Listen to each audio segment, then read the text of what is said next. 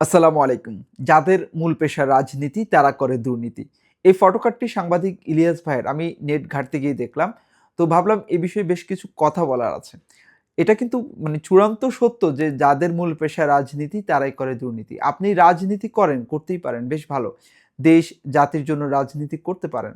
কিন্তু আপনার যদি আলাদা কোনো পেশা না থাকে তাহলে আপনি কি করে চলবেন? দিন শেষে তো আপনার খাওয়া-দাওয়া লাগবে। সন্তান, সমাজ, সংসার সবকিছুই আছে।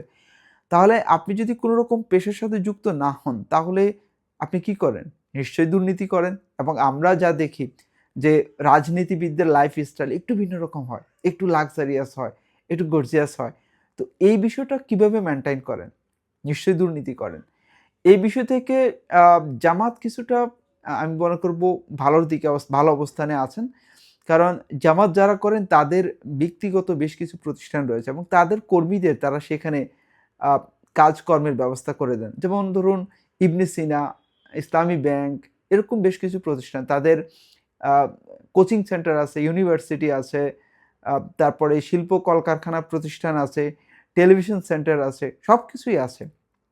তা আমার কাছে মনে হয় প্রতিটা রাজনৈতিক দলেরই এসব অর্থনৈতিক কিছু প্রতিষ্ঠান থাকা দরকার।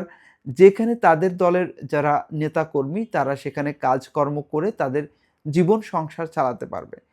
এই সমস্যাটা যদি যতদিন না মুক্ত হবে ততদিন পর্যন্ত একজন রাজনীতিবিদ তিনি দুর্নীতি করেই যাবেন, চাঁদাবাজি করেই যাবেন। আমার কাছে মনে হচ্ছে এটাই হচ্ছে বাংলাদেশের সবচেয়ে বড় সমস্যা।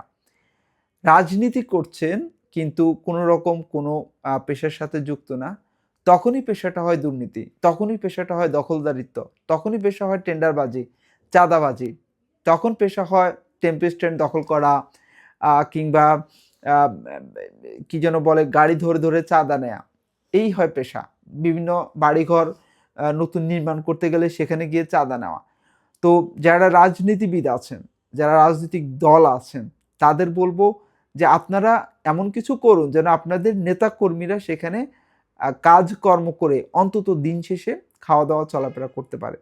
তাহলেই দেশে শান্তি আসবে। আর তাছাড়া মুখে আপনি যতই দুর্নীতিমুক্ত বাংলাদেশ গড়ার স্বপ্ন দেখান, সেটা সম্ভব হবে না। কেন হবে না? কারণ ভাই দিন শেষে তো খাওয়া-দাওয়া করতে হবে। দিন শেষে তো আমার পকেটে আমার সংসার চালাতে হবে। তাই না?